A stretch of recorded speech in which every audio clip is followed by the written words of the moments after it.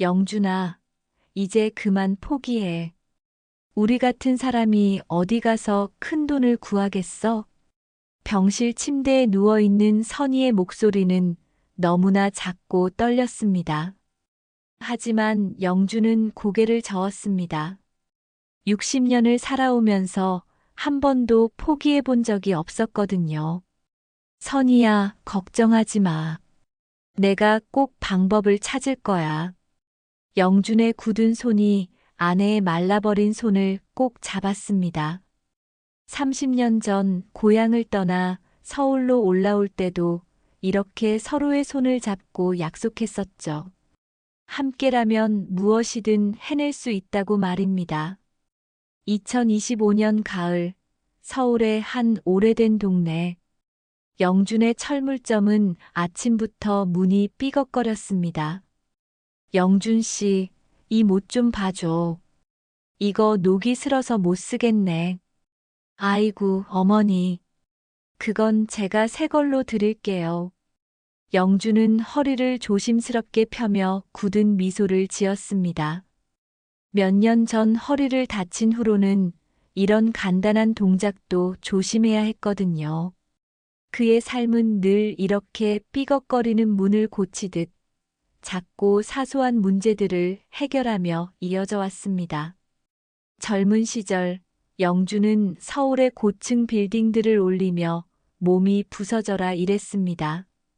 새벽 오시면 일어나 현장으로 향했고 밤 늦게까지 벽돌과 시멘트와 함께 살았죠.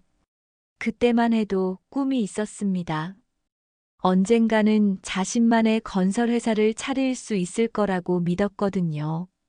하지만 불의의 사고로 모든 것을 잃었습니다. 50대 초반 현장에서 떨어진 자재에 허리를 크게 다친 후로는 더 이상 현장에서 일할 수 없게 되었죠. 그에게 남은 것은 아내 선희와 함께 간신히 마련한 작은 철물점 뿐이었습니다. 영준의 낡은 작업복 주머니에는 30년 전 고향을 떠나올 때 어머니가 건네주었던 빛바랜 가족 사진이 있었습니다. 사진 속에는 돌아가신 어머니와 그리고 그가 알지 못하는 앳된 소년이 서 있었죠. 어머니는 그때 이렇게 말씀하셨습니다. 영준아, 너에게는 가족이 있단다. 언젠가는 만나게 될 거야. 하지만 영준은 그 말씀의 의미를 이해하지 못했습니다. 평생을 혼자 자란 그에게 가족이라는 존재는 어머니와 아내뿐이었거든요. 여보, 병원에서 연락 왔어. 선희의 떨리는 목소리가 철물점 안으로 들려왔습니다. 영준은 급하게 가게 문을 닫고 병원으로 향했습니다. 의사의 말은 청천벽력 같았습니다. 환자분의 상태가 급격히 악화되었습니다. 수술이 시급한데 비용이 1억 원 정도 필요합니다. 1억 원. 영준에게는 하늘의 별 따기 같은 금액이었습니다. 평생을 성실히 살아왔지만 그의 통장 잔고는 몇백만 원이 전부였거든요. 철물점 수입으로는 하루하루 근근히 살아가는 것도 벅찼습니다. 선생님, 다른 방법은 없을까요? 죄송하지만 지금 상황에서는 수술만이 유일한 방법입니다. 영준은 하늘이 무너지는 듯한 절망감에 휩싸였습니다. 평생을 함께해온 아내를 이렇게 보낼 수는 없었습니다. 하지만 도대체 어디서 그 큰 돈을 구할 수 있을까요? 그날 밤 영준은 철물점에 홀로 앉아 있었습니다. 가게 한쪽에는 오래된 공구들이 정리되어 있었고 다른 한쪽에는 목과 나사들이 작은 상자에 담겨 있었죠. 이 모든 것들이 그의 전 재산이었습니다. 영준은 주머니에서 빛바랜 가족 사진을 꺼내 들여다보았습니다. 사진 속 어머니의 따뜻한 미소가 그를 위로하는 것 같았죠. 하지만 그 옆에 낯선 소녀는 여전히 수수께끼였습니다. 어머니, 저에게 정말 가족이 있다면 지금이라도 나타나 주세요. 영준의 간절한 속삭임이 어둠 속으로 스며들었습니다. 그는 모르고 있었죠. 바로 내일 그의 인생을 완전히 바꿀 만남이 기다리고 있다는 것을 말입니다. 다음 날 아침 영준은 평소처럼 철물점 문을 열었습니다. 하지만 마음은 천근만근이었죠. 아내의 수술비를 어떻게 마련해야 할지 밤새 고민했지만 뾰족한 수가 떠오르지 않았습니다. 영준 씨, 오늘은 왜 이렇게 안색이 안 좋아? 단골 할머니가 걱정스러운 표정으로 물었습니다. 영준은 억지로 미소를 지으며 대답했죠. 아, 그냥 잠을 못 잤어요. 괜찮습니다. 하지만 괜찮을 리 없었습니다. 시간이 갈수록 선희의 상태는 악화될 터이고 수술 시기를 놓치면 정말 돌이킬 수 없게 될지도 몰랐거든요. 오후 2시경 영준이 가게 정리를 하고 있을 때였습니다. 철물점 앞으로 검은색 고급 승용차 한 대가 조용히 멈춰 섰습니다. 이 오래된 동네에서는 좀처럼 보기 힘든 차였죠. 차에서 내린 사람은 깔끔한 양복을 입은 중년 남성이었습니다. 그는 주변을 살피더니 영준의 철물점으로 다가왔습니다. 혹시 김영준 사장님이십니까? 네, 맞습니다만. 영준은 의아한 표정을 지었습니다. 자신을 찾아올 만한 사람은 동네 사람들 뿐인데 이런 격식을 차린 사람이 찾아온 것은 처음이었거든요. 저는 대진그룹에서 나온 김비서라고 합니다. 혹시 박 씨 성을 가진 분의 오래된 지인이십니까? 박 씨요? 글쎄요, 특별히 아는 박 씨는. 영준은 고개를 저었습니다. 하지만 김 비서는 포기하지 않았습니다. 회장님께서 오래전에 잃어버린 친척을 찾고 있습니다. 혹시 이 사진 속 인물을 아시겠습니까? 김 비서가 낡은 사진 한 장을 조심스럽게 꺼내 영준에게 건넸습니다. 사진을 본 영준의 손이 심하게 떨리기 시작했습니다. 사진 속에는 분명히 자신의 어머니가 있었습니다. 그리고 그 옆에는 그가 늘 궁금해했던 그 앳된 소년이 서 있었죠. 하지만 이번에는 다른 점이 있었습니다. 소년의 옆에 작은 글씨로 박도식이라는 이름이 적혀 있었던 것입니다. 이 사진은 어디서 구하신 거죠? 영준의 목소리는 떨렸습니다. 김 비서는 영준의 반응을 보며 확신에 찬 표정을 지었습니다. 역시 맞으시는군요. 회장님께서 30년 넘게 찾고 계신 분입니다. 회장님이요?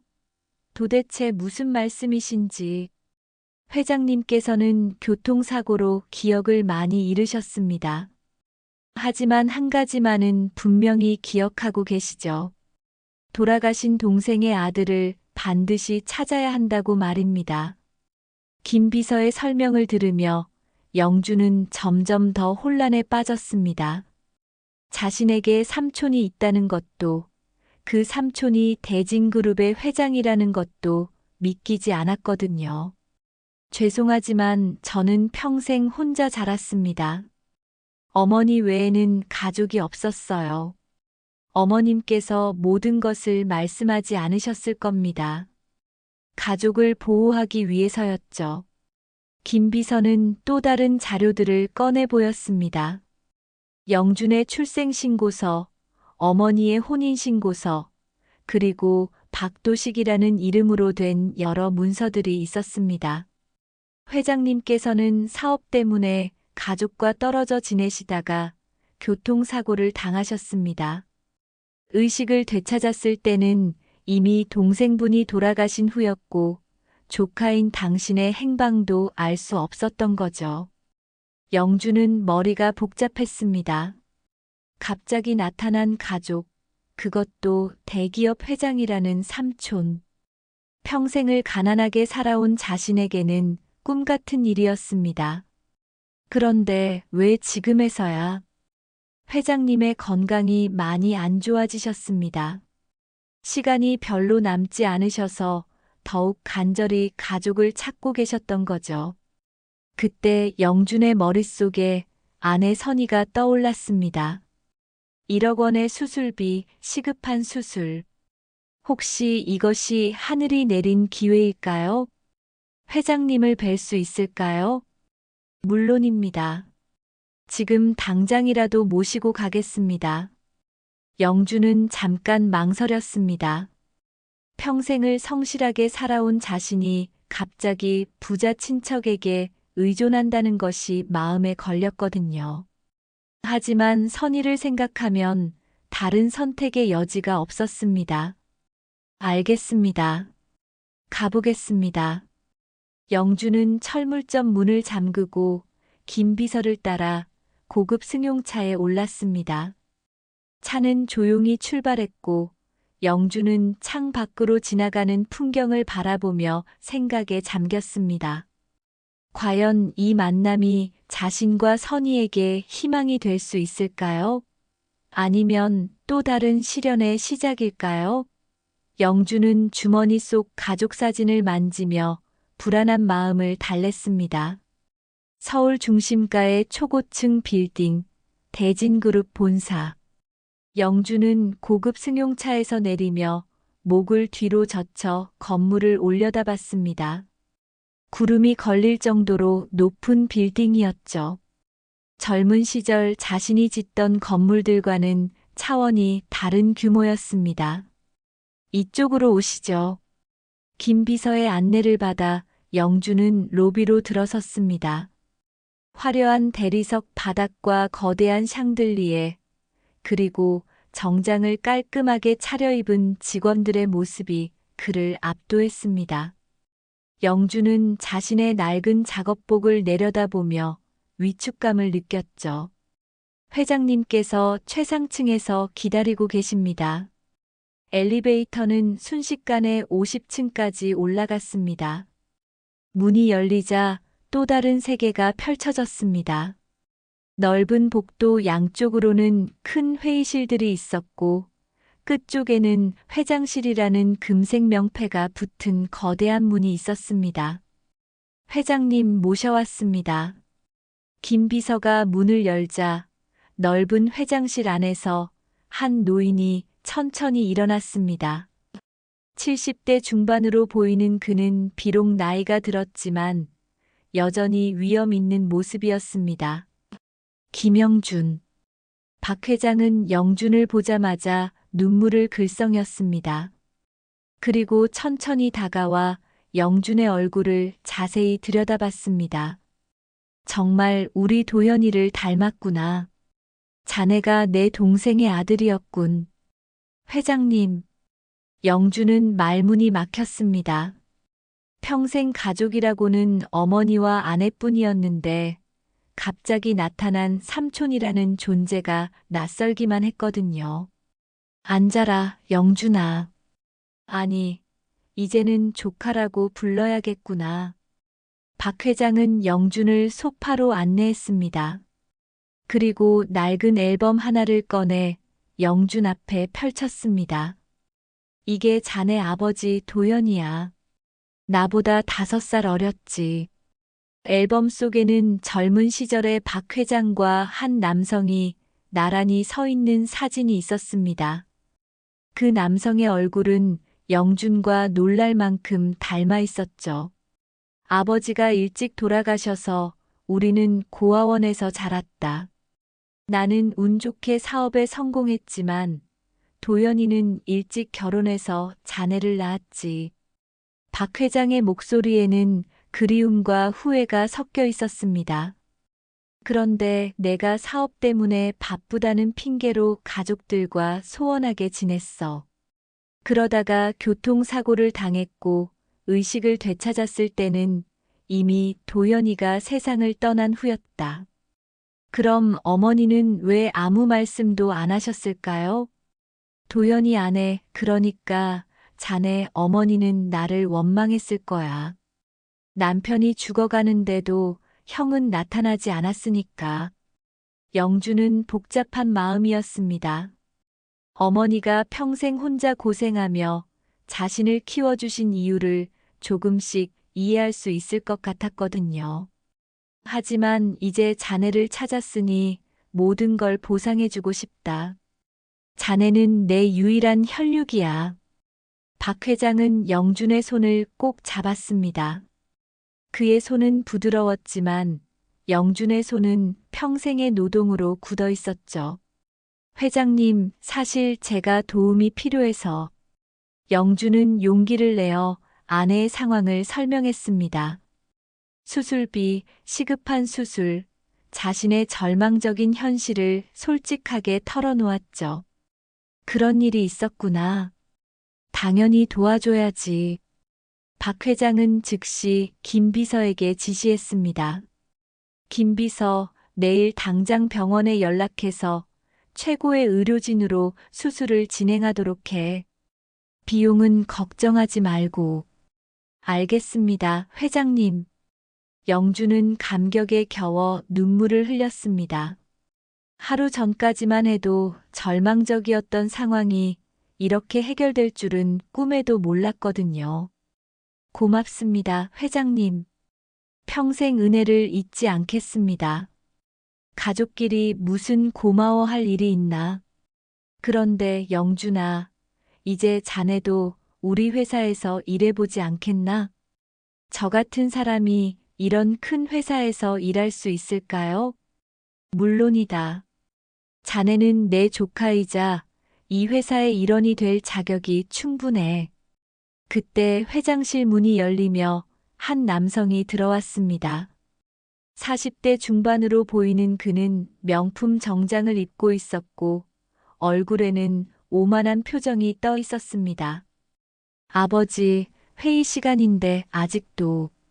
그 남성은 영준을 보자 표정이 굳어졌습니다. 성호야, 이분이 우리 집안 사람이다.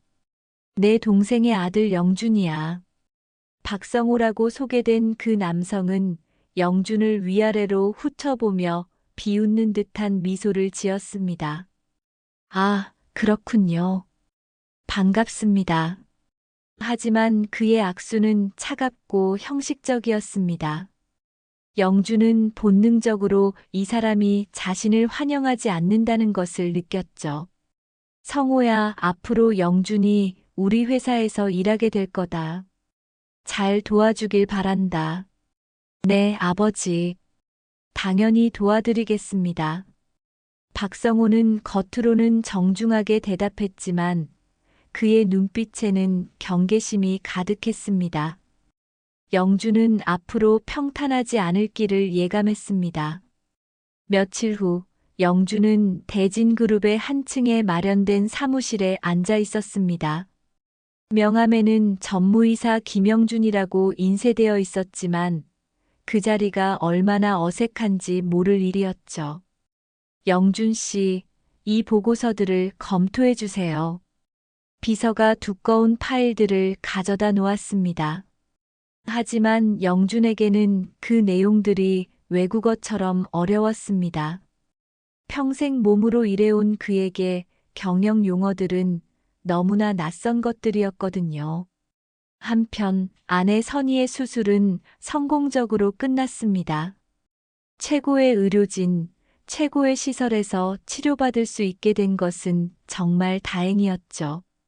하지만 영준의 마음은 편치 않았습니다. 여보, 미안해.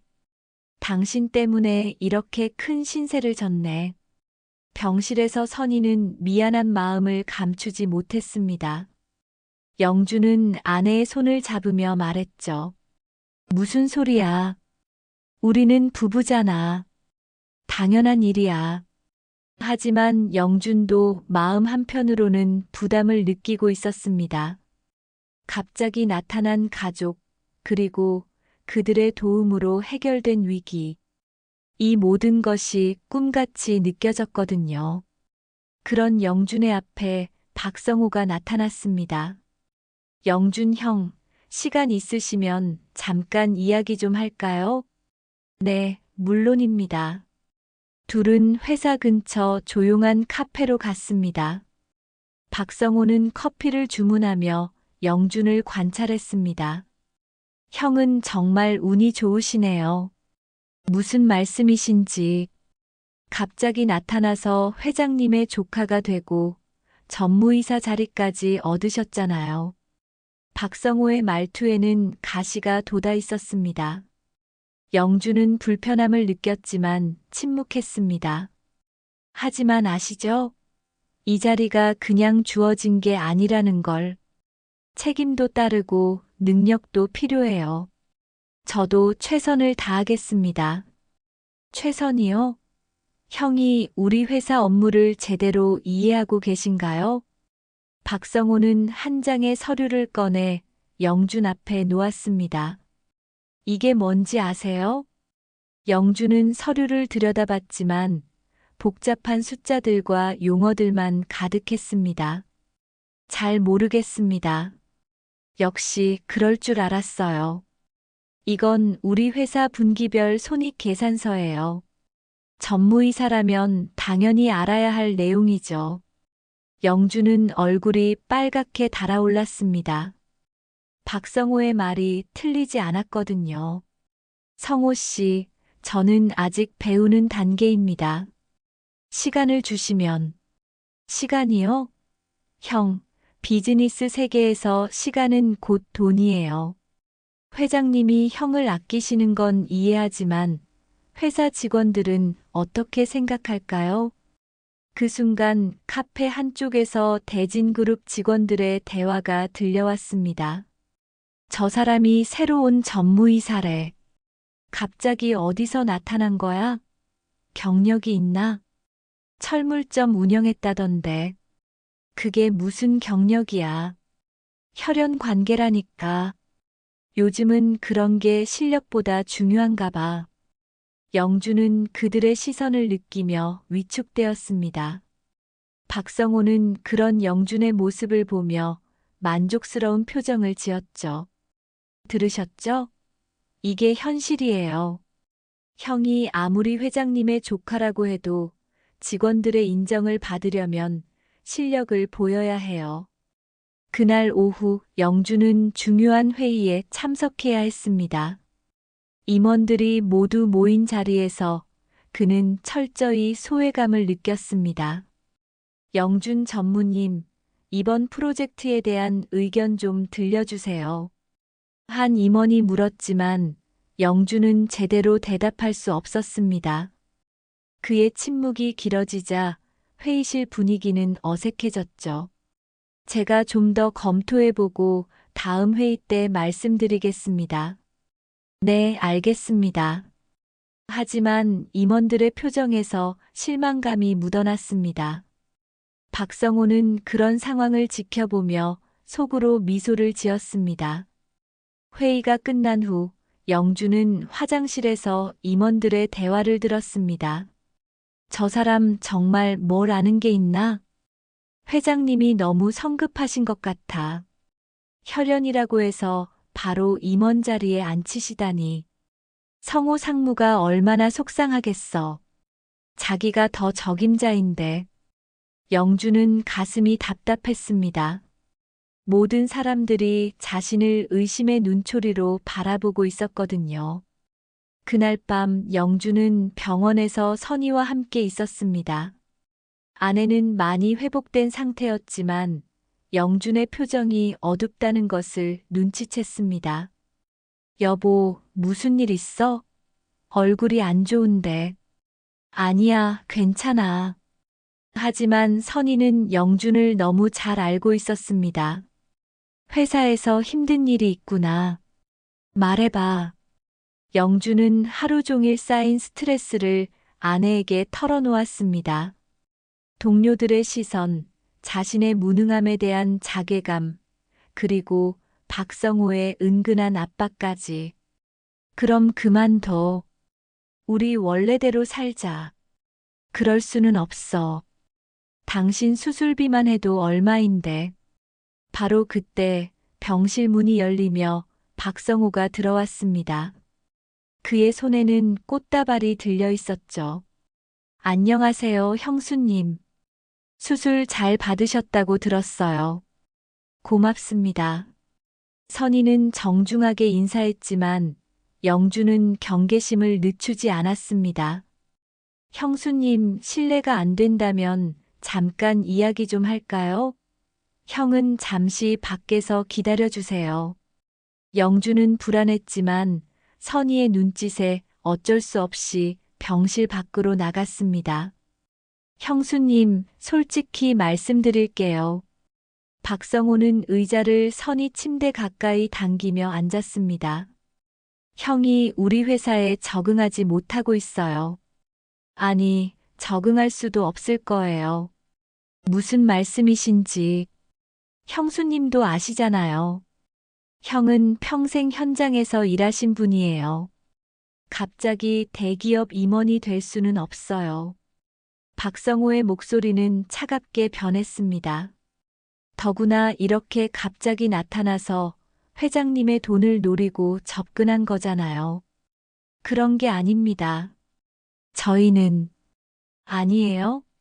그럼 왜 하필 돈이 급할 때 나타났을까요? 30년 동안 연락도 없다가 말이에요. 선희는 할 말을 잃었습니다. 박성호의 말에 일리가 있었거든요. 형수님, 제발 부탁드려요. 더러운 돈 받지 말고 당장 여기서 떠나세요. 그게 모두를 위한 길이에요. 박성호는 꽃다발을 침대 옆 탁자에 놓고 병실을 나갔습니다. 선희는 그의 말에 큰 충격을 받았습니다. 영준이 병실로 들어왔을 때 선희는 눈물을 흘리고 있었습니다. 선희야, 무슨 일이야? 성호가 뭐라고 했어? 여보, 우리 정말 잘못한 게 아닐까? 선희의 떨리는 목소리를 들으며 영주는 분노가 치밀어 올랐습니다. 박성호가 무슨 말을 했는지 짐작할 수 있었거든요. 그 자식이 당신한테 뭐라고 했는지 다 말해봐. 선희는 박성호가 한 말들을 그대로 전했습니다. 영준의 얼굴은 점점 굳어져 갔죠. 여보, 우리 그냥 떠나자. 원래 우리 삶으로 돌아가자. 하지만 영준은 고개를 저었습니다. 이대로 물러설 수는 없었습니다. 자존심의 문제가 아니라 진실을 밝혀야 했거든요. 아니야. 나는 포기하지 않을 거야. 성호가 뭘 노리는지는 모르겠지만 우리가 잘못한 건 없어. 하지만 영준의 마음 한편에는 의심이 자리 잡기 시작했습니다. 정말 자신이 박 회장에게 접근한 것이 순수한 마음이었을까? 아내의 수술비 때문이 아니었다면 과연 그 제안을 받아들였을까? 그날 밤 영준은 잠을 이룰 수 없었습니다. 박성호의 음모든 자신의 딜레마든 모든 것이 복잡하게 얽혀 있었거든요. 한 달 후 영준의 상황은 더욱 악화되었습니다. 회사에서의 고립감은 날로 심해졌고 박성호의 견제는 더욱 교묘해졌죠. 영준 전무님, 이번 주 중국 출장건은 어떻게 처리하실 건가요? 회의 중에 박성호가 물었습니다. 하지만 영준은 그런 출장건이 있다는 것조차 몰랐습니다. 죄송합니다만 중국 출장이요? 서류를 못 받으셨나요? 분명히 전달했는데. 박성호는 일부러 서류를 늦게 전달한 것이었지만 겉으로는 의외라는 표정을 지었습니다. 이런 일로는 곤란하죠. 우리 파트너사들이 기다리고 있는데. 임원들은 고개를 저으며 영준을 바라봤습니다. 이런 일들이 반복되면서 영준의 입지는 점점 좁아져 갔죠. 그날 오후 영준은 박 회장을 찾아갔습니다. 회장님, 말씀드릴 게 있습니다. 무슨 일이냐, 영준아? 회사 일이 저에게는 너무 어렵습니다. 다른 일을 시켜주시면 그런 소리 하지 마라. 처음에는 누구나 어려워한다. 시간이 지나면 익숙해질 거야. 하지만 박 회장의 건강은 날로 악화되고 있었습니다. 최근 들어 기억력도 많이 떨어졌고, 때로는 영준을 알아보지 못할 때도 있었죠. 회장님, 몸은 괜찮으신가요? 괜찮다, 괜찮아. 그보다 영준아, 너는 언제 결혼할 거냐? 영준은 당황했습니다. 회장님이 자신이 이미 결혼했다는 사실을 잊고 있었거든요. 회장님, 저는 이미 결혼했습니다. 선이라는 아내가 있어요. 아, 그래? 미안하다. 요즘 깜빡깜빡하는 게 많아서. 영주는 안타까운 마음이 들었습니다. 자신을 그토록 찾던 삼촌이 이렇게 쇠약해져가는 모습을 보는 것은 마음 아픈 일이었거든요. 그런 상황을 틈타 박성호는 더욱 대담해졌습니다. 어느 날 밤 그는 영준을 따로 불러냈습니다. 형, 솔직히 이야기합시다. 무슨 이야기요? 아버지 상태 보셨죠? 이제 얼마 남지 않았어요. 박성호의 말은 냉정했습니다. 그럼 유산 문제가 중요해지겠죠. 형도 아시겠지만 저는 30년 동안 아버지를 모시고 살았어요. 그게 무슨 상관 있어요. 갑자기 나타난 조카와 30년을 함께한 아들, 누가 더 유산을 받을 자격이 있을까요? 영주는 박성호의 속셈을 알 수 있었습니다. 결국 돈 문제였던 것이죠. 성호 씨, 저는 돈에 관심 없습니다. 정말요? 그럼 왜 아직도 여기 있는 거죠? 그때 박성호는 한 장의 문서를 꺼냈습니다. 이게 뭔지 아세요? 영준이 문서를 보자 놀랐습니다. 그것은 회장의 비자금 관련 장부였거든요. 아버지도 사업하면서 어쩔 수 없이 만든 거예요. 하지만 이게 세상에 알려지면 큰 문제가 되죠. 그런 걸 왜 저에게? 형이 이걸 빼돌리려다 걸렸다고 하면 어떨까요? 박성호의 눈빛이 차가워졌습니다. 그럼 형은 횡령죄로 감옥에 가고 저는 깨끗한 후계자가 되는 거죠. 영주는 소름이 돋았습니다. 박성호가 이런 음모를 꾸미고 있었다는 것을 미처 몰랐거든요. 제발 그러지 마세요. 저는 정말 늦었어요, 형. 이미 시작된 일이에요. 다음 날 영준이 출근하자마자 큰 소동이 벌어졌습니다. 회계 담당자가 급히 달려와 말했습니다.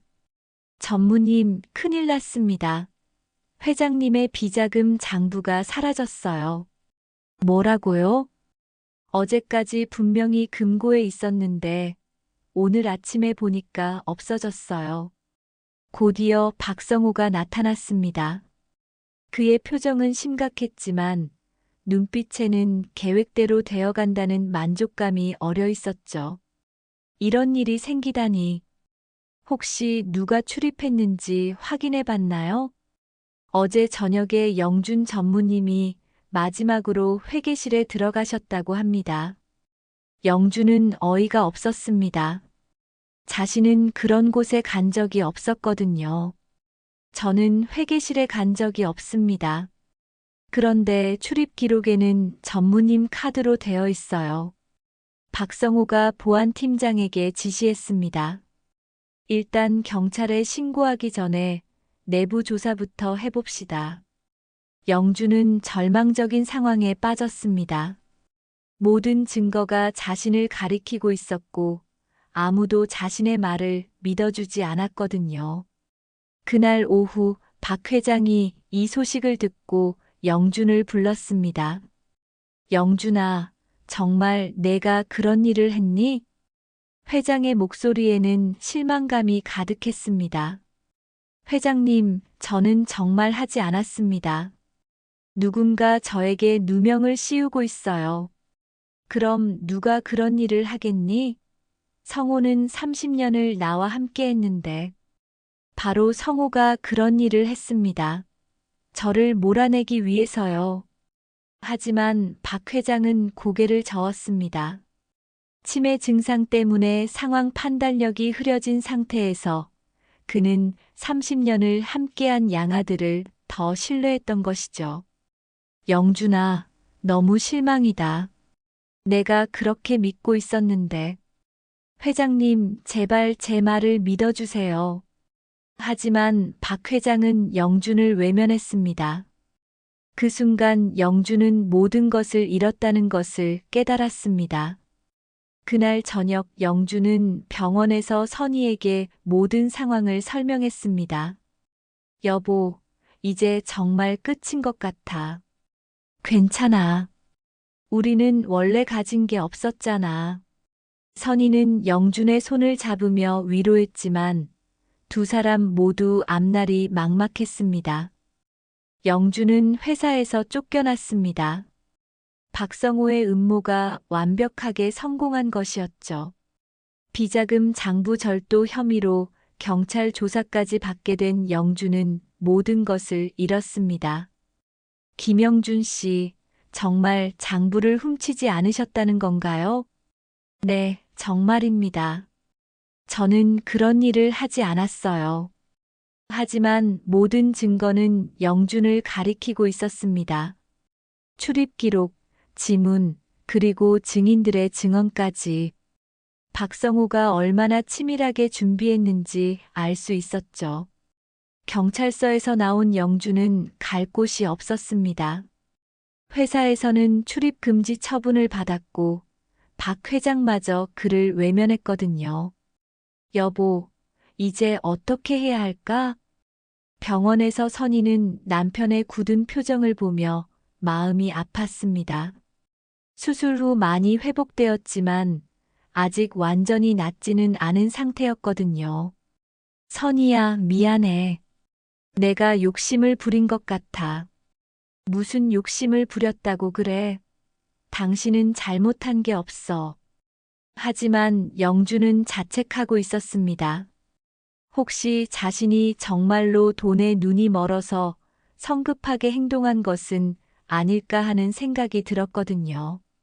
그런데 더 큰 충격이 기다리고 있었습니다. 병원 측에서 연락이 온 것이었죠. 환자 보호자님, 치료비 문제로 연락드렸습니다. 치료비요? 대진그룹 측에서 더 이상 치료비를 지원하지 않겠다고 통보해 왔습니다. 영준은 머리가 빙빙 돌았습니다. 선희의 치료는 아직 끝나지 않았는데 갑자기 지원을 중단한다니. 그럼 앞으로 치료비는 어떻게 해야 하나요? 개인적으로 부담하셔야 합니다. 아니면 병원 직원의 말꼬리가 흐려졌습니다. 퇴원하라는 뜻이었죠. 영준은 절망에 빠졌습니다. 아내의 생명이 위급한 상황에서 치료를 중단할 수는 없었거든요. 선희야, 걱정하지 마. 내가 꼭 해결할 거야. 하지만 방법을 찾을 수 없었습니다. 철물점도 이미 정리해버린 상태였고 다른 수입원도 없었거든요. 영준은 예전에 함께 일했던 동료들을 찾아갔습니다. 영준아, 오랜만이네. 그런데 요즘 신문에 나오던데 횡령 혐의라며? 형, 그건 오해예요. 누명이라고요. 하지만 동료들의 시선은 차가웠습니다. 누구도 그의 말을 믿어주지 않았죠. 영준아, 미안하다. 우리도 요즘 일이 없어서.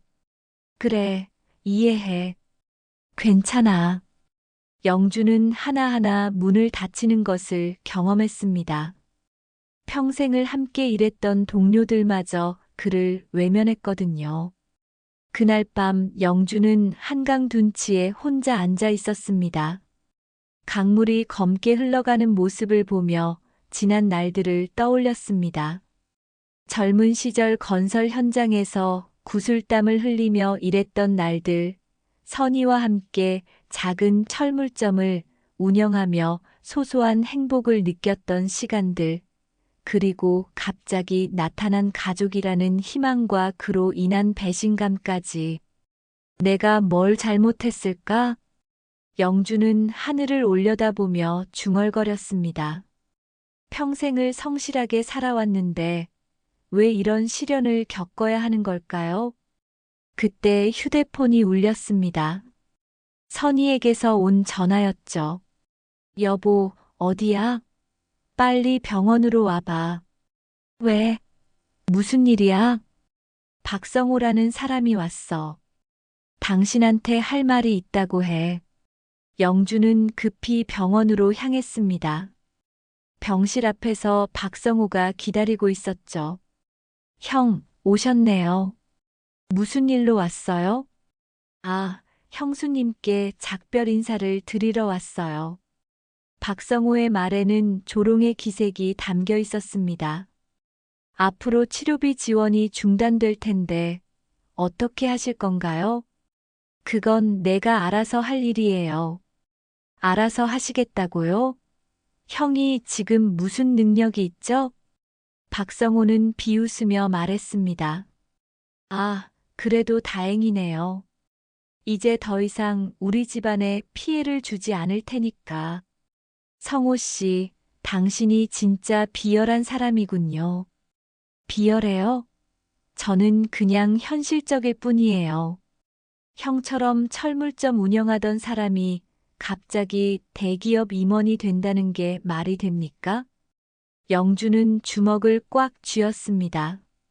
하지만 병실이라는 장소를 고려해 참았죠. 그런데 형, 정말 궁금한 게 있어요. 뭐가요? 진짜로 장부를 훔치려고 했던 건 아니죠?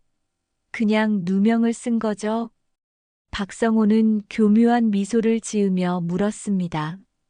마치 자신의 승리를 확인하고 싶어 하는 것 같았죠. 당연히 누명이에요.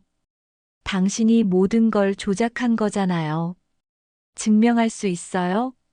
지금은 안 되지만 언젠가는 진실이 밝혀질 거예요. 그럴까요? 아무튼 앞으로 저희 집안에 얽매이지 말고 원래 살던 대로 사세요. 박성호는 그 말을 남기고 병실을 떠났습니다. 영주는 그의 뒷모습을 바라보며 분노와 무력감을 동시에 느꼈습니다.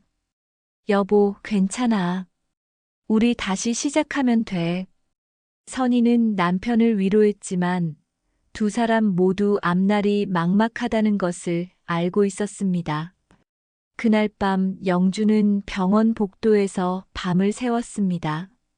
30년 전 어머니가 주신 가족 사진을 꺼내 들여다보며 생각에 잠겼죠.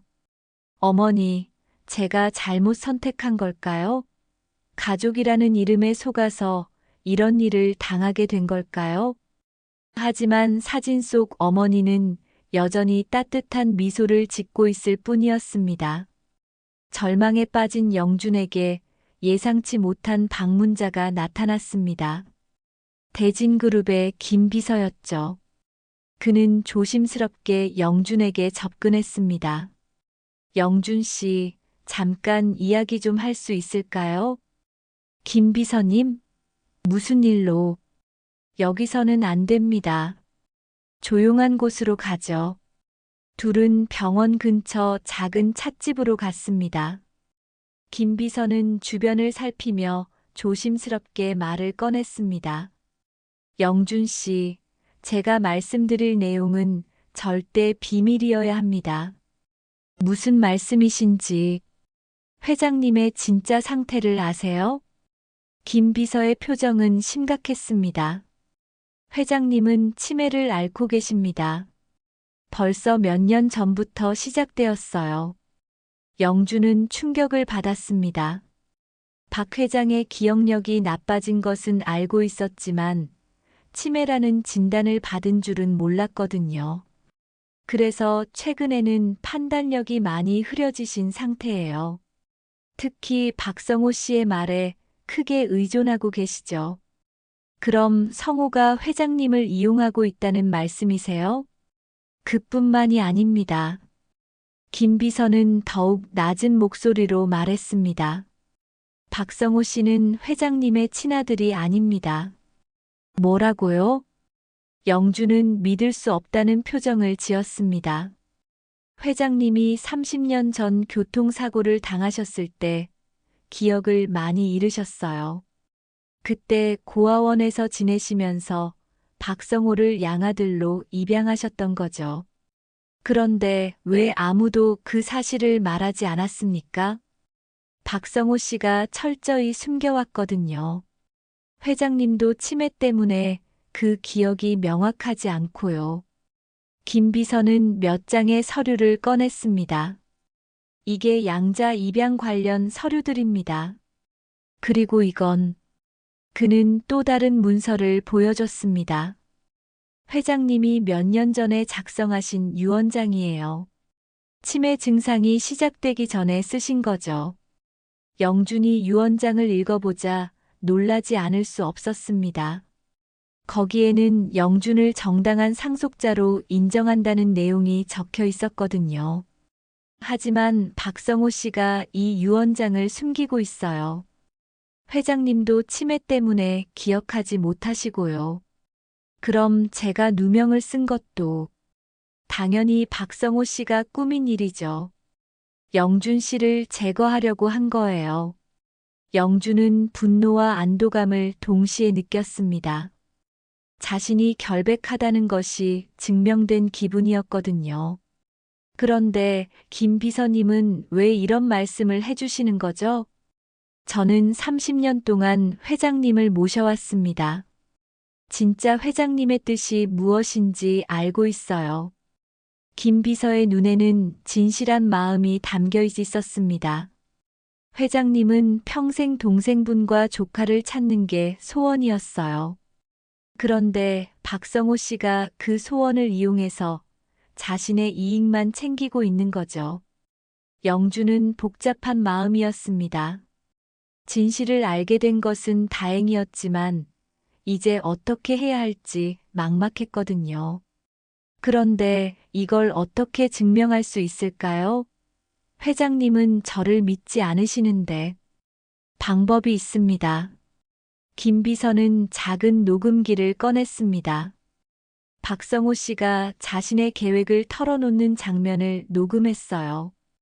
영준 씨를 함정에 빠뜨리는 과정도 다 들어있죠. 영준은 희망의 빛을 보았습니다. 드디어 자신의 결백을 증명할 수 있는 증거가 생긴 것이었죠. 하지만 조심하셔야 해요. 박성호 씨는 지금 회장님의 모든 것을 장악하고 있거든요. 그날 밤 영주는 김 비서가 준 자료들을 꼼꼼히 살펴봤습니다. 양자 입양 서류, 숨겨진 유언장, 그리고 박성호의 음모를 담은 녹음 파일까지 모든 퍼즐이 맞춰지기 시작했습니다. 여보, 정말 다행이야. 당신이 결백하다는 게 증명됐잖아. 선희는 남편의 손을 꼭 잡으며 기뻐했습니다. 하지만 아직 끝난 게 아니야. 성호를 상대로 이겨야 해. 어떻게 할 거야? 회장님께 직접 진실을 말씀드릴 거야.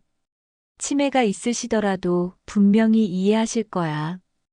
다음 날 영주는 용기를 내어 대진그룹 본사로 향했습니다. 경비들이 그를 막으려 했지만 김 비서의 도움으로 회장실까지 갈 수 있었습니다. 영준아, 내가 왜 여기에? 박 회장은 영준을 보고 당황했습니다. 치매 때문에 최근 일들을 정확히 기억하지 못하고 있었거든요. 회장님, 제가 말씀드릴 게 있습니다. 영준은 조심스럽게 모든 진실을 설명했습니다. 박성호의 정체, 숨겨진 유언장, 그리고 자신에게 씌워진 누명까지. 정말 그런 일이 있었나? 박 회장은 머리를 감싸며 괴로워했습니다. 기억이 명확하지 않아서 무엇이 진실인지 판단하기 어려웠거든요. 바로 그때 박성호가 회장실로 들어왔습니다. 아버지, 무슨 일이세요? 그리고 이 사람은 왜 여기 있죠? 성호야, 영준이가 이상한 얘기를 하는데. 아버지, 그 사람 말 믿으시면 안 됩니다. 횡령범이잖아요. 박성호는 영준을 향해 화를 냈습니다. 당장 나가세요. 여기는 당신이 올 곳이 아닙니다. 성호 씨, 이제 그만하세요. 영준은 녹음기를 꺼내 재생 버튼을 눌렀습니다. 박성호가 자신의 음모를 털어놓는 목소리가 회장실에 울려 퍼졌죠. 영준을 제거하는 건 쉬워. 비자금 장부만 이용하면 돼. 회장님은 치매 때문에 판단력이 흐려졌어. 이걸 이용하지 않으면. 녹음을 듣던 박 회장의 얼굴이 점점 굳어졌습니다. 성호야, 이게 정말 내 목소리냐? 박성호는 당황하며 변명했습니다. 아버지, 이건 조작된 거예요. 믿으시면 안 됩니다. 하지만 영준은 양자 입양 서류와 숨겨진 유언장도 꺼내 보였습니다. 회장님, 이것들을 보세요. 성호는 당신의 친아들이 아닙니다. 박 회장은 서류들을 보며 천천히 기억을 되살렸습니다. 치매가 있어도 이런 중요한 순간에는 기억이 또렷해지는 경우가 있었거든요. 맞다. 맞아. 성호는 내가 고아원에서 입양한. 아버지, 그런 말씀하시면 안 됩니다. 박성호는 절망적인 표정을 지었습니다. 30년간 숨겨왔던 비밀이 드러나는 순간이었거든요. 영준아, 미안하다. 내가 너에게 이런 일을. 박 회장은 영준에게 사과했습니다. 비록 치매가 있었지만 조카에게 잘못했다는 것만은 분명히 알고 있었거든요. 괜찮습니다, 회장님. 이제 모든 게 해결됐으니까요. 박성호는 더 이상 변명할 수 없었습니다. 모든 증거가 그의 죄를 증명하고 있었거든요. 영준 형, 제발 용서해 주세요. 그는 무릎을 꿇고 영준에게 용서를 빌었습니다. 저도 가족이고 싶었어요. 진짜 아들이 되고 싶었던 거예요. 영준은 박성호를 바라보며 복잡한 감정을 느꼈습니다. 분노도 있었지만 동시에 연민도 느껴졌거든요. 성호 씨, 저는 당신을 용서합니다. 하지만 잘못한 일에 대해서는 책임을 져야 해요. 박 회장도 박성호를 보며 안타까운 표정을 지었습니다. 성호야, 너는 분명히 내 아들이야. 피는 섞이지 않았지만 30년을 함께 살았잖니. 하지만 잘못한 일은 바로 잡아야 한다. 그날 모든 진실이 밝혀졌습니다. 영준의 누명은 벗겨졌고 박성호의 음모도 드러났죠. 모든 진실이 밝혀진 지 한 달 후 대진그룹에는 큰 변화가 일어났습니다. 영준은 정당한 후계자로 인정받았고 박성호는 자신의 잘못을 인정하며 회사를 떠났습니다. 영준아, 이제 너에게 모든 것을 맡기겠다.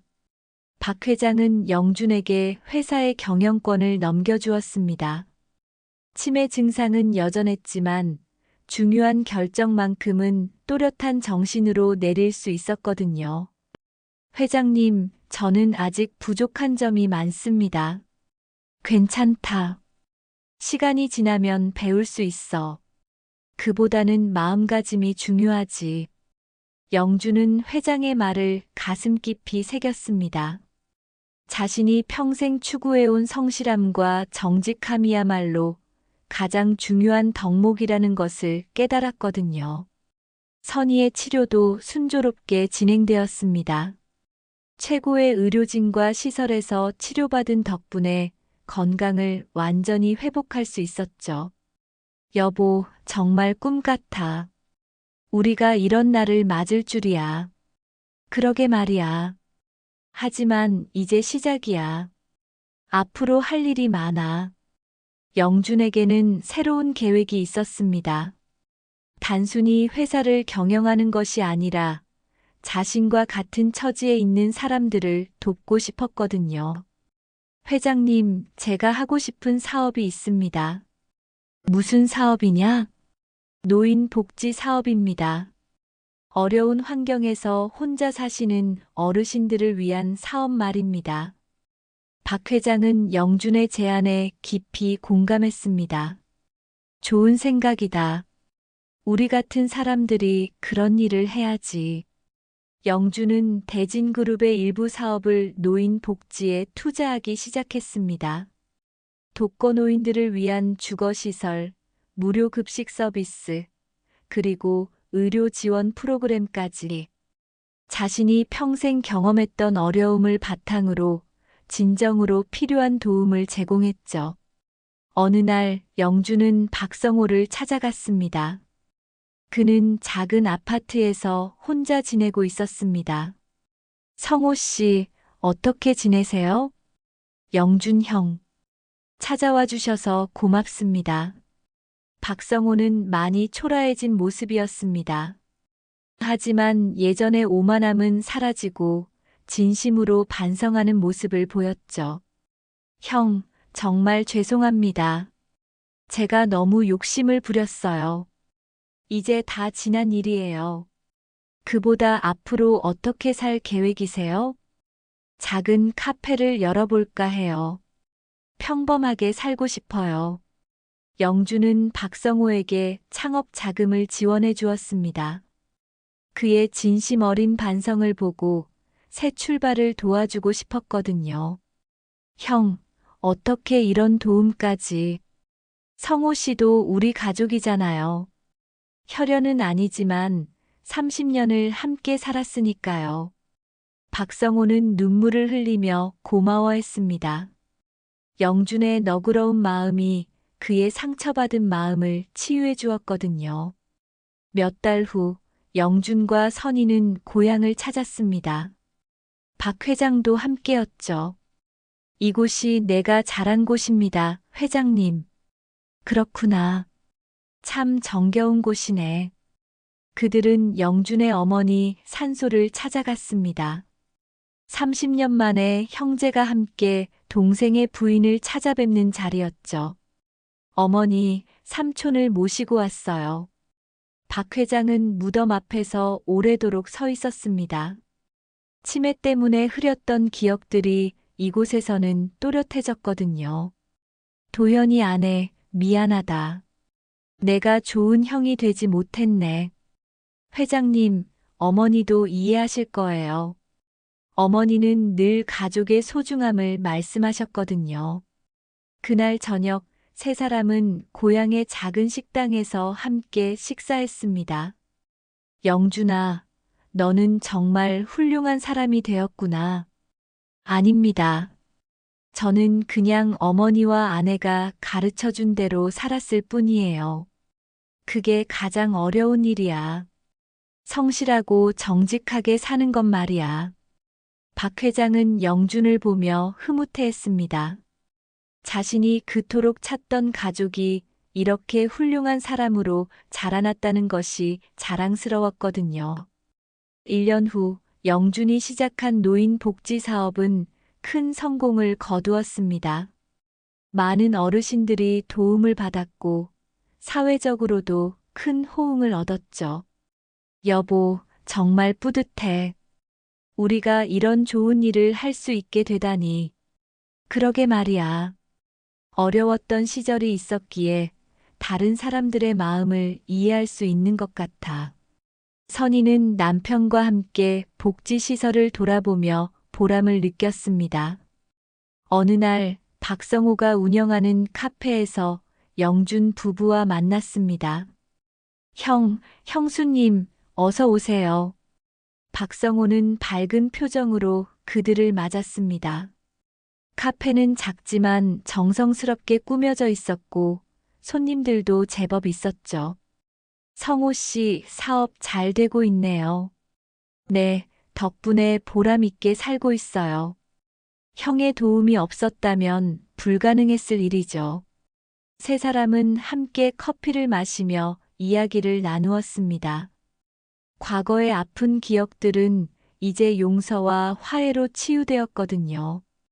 영준 형, 저에게 진정한 가족의 의미를 가르쳐 주셔서 고맙습니다. 우리는 모두 가족이에요. 힘들 때 서로 도우며 살아가는 거죠. 그날 밤 영주는 30년 전 어머니가 주신 가족 사진을 다시 들여다봤습니다. 이제 그 사진 속 모든 사람들의 이야기를 알게 되었죠. 어머니 말씀하신 대로 가족을 만났어요. 그리고 진정한 가족이 무엇인지도 배웠고요. 사진 속 어머니는 여전히 따뜻한 미소를 짓고 있었습니다. 몇 년이 지나 박 회장이 세상을 떠났을 때 영주는 그의 마지막 말을 가슴에 새겼습니다. 영준아, 가족은 혈연이 아니라 마음으로 이어지는 거란다. 너는 그걸 나에게 가르쳐 주었어. 영주는 회장의 뜻을 받들어 더욱 열심히 복지 사업에 매진했습니다. 그리고 박성호와도 진정한 형제처럼 지냈죠. 어느 봄날 영준과 선희는 한강 둔치를 걸으며 이야기했습니다. 여보, 우리 참 많은 일을 겪었지? 그래도 모든 게 좋은 결과로 이어졌잖아. 힘들었던 시간들이 있었기에 지금의 행복이 더 소중한 것 같아. 맞아. 그리고 우리 혼자가 아니라는 걸 알게 됐어. 진정한 가족이 곁에 있다는 걸 말이야. 영주는 아내의 손을 꼭 잡으며 미소 지었습니다. 60년의 인생 동안 겪었던 모든 시련과 기쁨이 지금 이 순간을 만들어낸 것이었거든요. 그의 철물점은 이제 복지센터가 되었습니다. 어려운 이웃들이 언제든 찾아와 도움을 받을 수 있는 곳이죠. 영주는 매일 그곳에서 사람들을 만나며 작은 행복을 나누고 있습니다. 영준 씨, 오늘도 수고 많으셨어요. 아닙니다. 이게 제가 해야 할 일이에요. 영주는 여전히 성실하고 겸손한 사람이었습니다. 부와 지위를 얻었지만 그의 본질은 변하지 않았거든요. 해가 질 무렵 영주는 복지센터 앞에 서서 하늘을 올려다봤습니다. 구름 사이로 따뜻한 햇살이 비치고 있었죠. 어머니, 저는 행복합니다. 진정한 가족을 만났고 제가 할 일도 찾았어요. 바람이 살랑 불어와 그의 머리카락을 스쳤습니다.